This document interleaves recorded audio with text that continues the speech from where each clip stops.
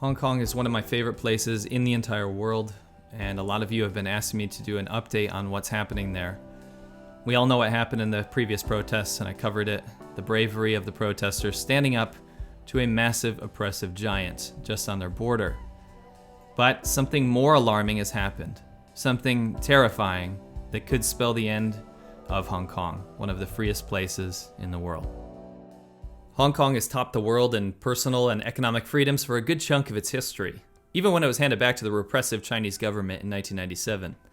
Although there was an agreement that Hong Kong would more or less stay as a sovereign state until 2047, where it would go back to full Chinese rule.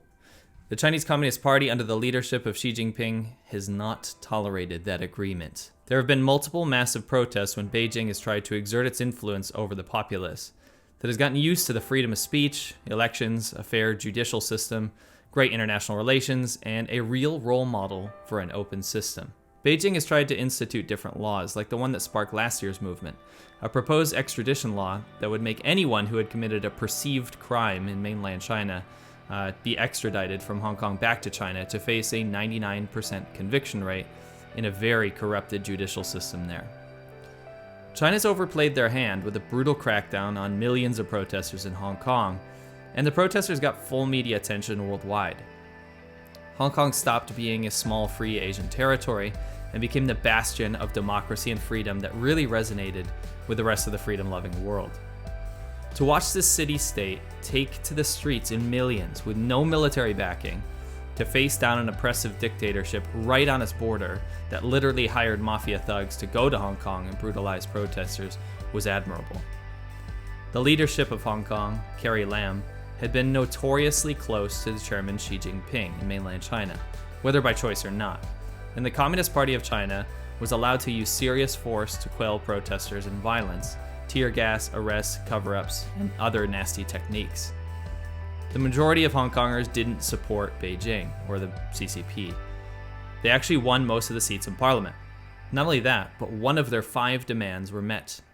The extradition bill that would send people back to mainland China for trial, it was killed, stopped dead in its tracks. The protesters had won. This is a major victory for Hong Kong people and the rest of the world who had been following it. Enter coronavirus. The protests slowed down, but the 5 demands of the protesters never stopped. There were still 4 demands left, and here they are.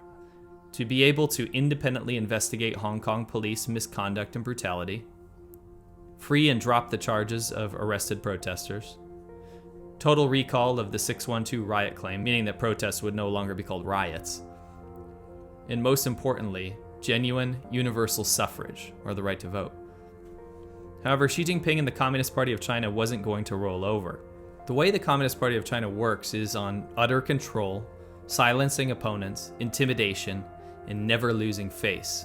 Imagine trying to sell your own citizens on your oppressive and brutal government rule when you can't even get these protesters under control in your own territory. It's easy for the CCP to make an enemy out of the USA or Japan, but when millions of your own residents in your own territory are taking to the streets, burning images of the leader of China, the Chinese flag, and standing up to absolute police brutality, it isn't a good look for the regime. It makes you look weak, and China does not like to look weak. The protests are back and in full force. And this is because, and it breaks my heart to say this, I think this is the end of Hong Kong. And here's why. There's a new law. The new laws will be annexed into Hong Kong's mini constitution, known as Basic Law, outlawing secession, subversion, and terrorism, and providing for the stationing of mainland national security agencies in the city. That intention is raising fears in Hong Kong that Chinese intelligence agents and police will not only be based in the city, but have formal enforcement power for the first time. The draft also states that Hong Kong's judicial organs, along with its government and legislature, must effectively prevent, stop, and punish acts endangering national security.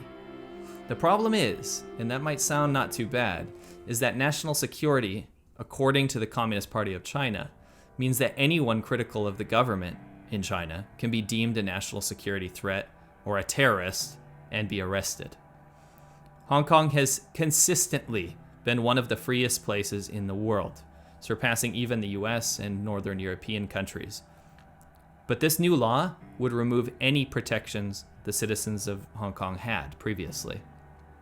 Anyone, a bookseller, a dissident, a religious freedom activist, a student who values democracy, anyone could be arrested by the Communist Party of China in Hong Kong.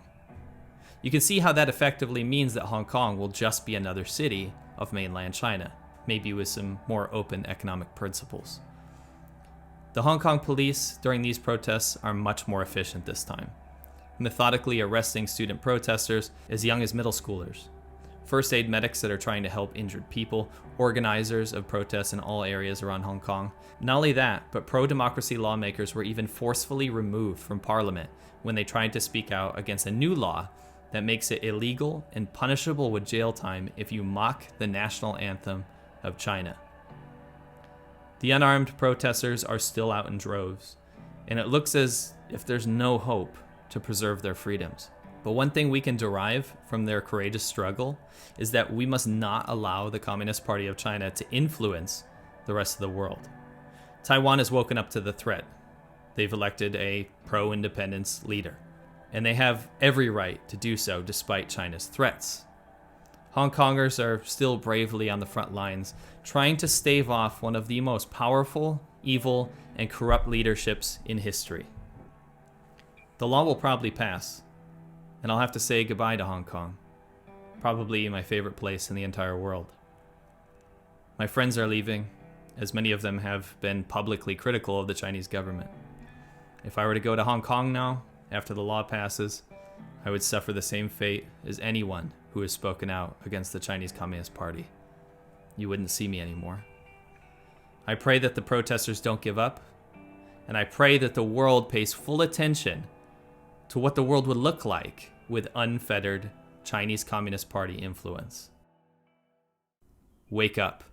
An incredibly important tool for the Hong Kong protesters right now is to make sure that their identity is hidden and that the CCP, the Communist Party of China, is not monitoring what they do and can't get a pinpoint on location and information about them. The Hong Kong protesters use VPNs to do this, and VPNs hide your internet identity and make sure no one is snooping in on what you're doing. I use a VPN as well when I go to different countries, or actually even in my home country, just to make sure if I'm on unsecured Wi-Fi that people can't see what I'm doing or get sensitive information like credit card data and things like that. That being said, there's also lots of cool uses for VPNs as well, such as getting past region locks. Region locks are when a certain streaming website or a content website only shows things specific to that country. So for example, if you use a VPN to go on to Disney Plus and you go onto the UK server, the England server, you can actually see the Han Solo movie, where it's not available in America yet if you're on the American Disney Plus store. And on the flip side, like Frozen 2, for example, if you go on the American servers or you're in America, you can actually watch it on Disney Plus. But if you're not in America or have an American IP, you'll have to use a VPN. Let's say, for example, you're in England, you're not gonna be able to watch Frozen 2 on Disney Plus without a VPN. So there's many other applications for this, but I really like using a VPN to get past region lock so I can see different content on Netflix and all kinds of other streaming services so I can actually watch what I wanna watch. Don't forget to go to nordvpn.com/Laowinner86.